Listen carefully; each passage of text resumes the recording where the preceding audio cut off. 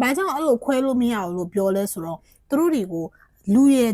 ဒီနက်ကပြီးရင်ကြားရည်ကိုအမေတစ်ခုတွေကနေမွေးလာတာဆိုပြီးတော့သူတို့စီမှာအယုံကြည်ရှိကြတယ်ပေါ့နော်အဲ့ဒီယုံကြည်မှုကြောင့်မို့လို့တောတွေထဲမှာဆိုလို့ရှိရင်သူတို့တွေကမုတ်ဆိုးတွေကပေါ့နော်အမဲလိုက်တဲ့အခါမှာသူတို့ကသားကောင်ဖြစ်တဲ့အခါမှာကြားကိုပြစ်မိတယ်ဆိုသူတို့ကအယမ်းကြောက်တယ်အဲ့လိုပြစ်ပြီးတော့လို့ရှိရင်ဒီကြားမှာနှစ်ရွက်ရှိတယ်ပေါ့နော်အဲ့ကြားရဲ့နှစ်ရွက်ကိုသူတို့ပိတ်ပြီးတော့သူတို့ကပြစ်မိခဲ့ရင်ပေါ့နော်အဲ့လိုချုပ်ထားခဲ့တာတိလားသူတို့နှစ်ရွက်ကိုအဲ့နဲ့ချုပ်ခဲ့ရ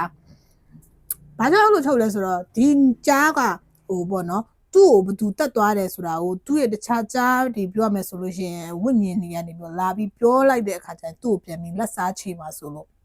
တချို့တွေကကြတော့ဒုတ်ချောင်းတို့အဲ့လိုတစ်သားချောင်းတို့တစ်ပင်ခိုင်းတို့အဲ့ကြားရဲ့ပါဇက်ထဲမှာကလန့်ပြတ်ထည့်ခဲ့တာဘာကြောင့်လဲဆိုတော့သူ့ကိုဘသူတက်သွားတယ်ဆိုတာကိုဒီကြားရဲ့ဝိညာဉ်ကနေပြီးတော့ထုတ်မပြောရအောင်လို့ဆိုပြီးတော့အဲ့လိုမျိုးပေါ့နော်သူတို့မှာအဲ့လိုအယူဆတွေရှိရပေါ့နော်ပြောရမယ်ဆိုလို့ရှိရင်သူတို့ကကြားကိုအဲ့လောက်ထိအရေးပါတယ်ပေါ့နော်ပြီးပြီလားဆိုလို့ရှိရင်သူတို့တွေကအရင်တုန်းကဆိုလို့ရှိရင်အကြီးကဲတယောက်ကအိမ်ဆောက်တော့မယ်ဆိုလို့ရှိရင်ဒါနာဂဘတ်မှာပေါ့နော်အကြီးကဲတယောက်ကအိမ်ဆောက်မယ်ဆိုရင်ရစ်ပူဆိုရတယ်အကောင်းဆုံးကတော့လူပေါ့နော်ပြီးပြီလားဆိုလို့ရှိရင်ကြား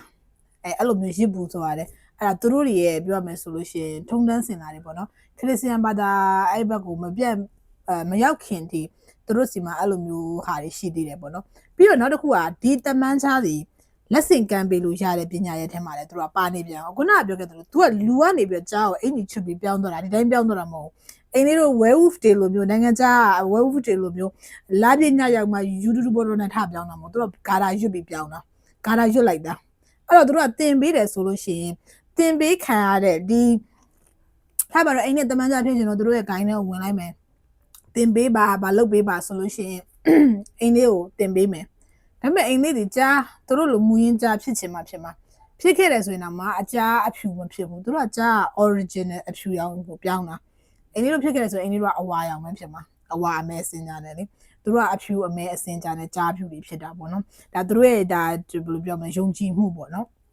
ပြီးတော့ကျတော့ဒီလိုမျိုးအဲ့လိုအသက်ပညာကိုသူတို့တွေကဒီကြားရဲ့အသားကို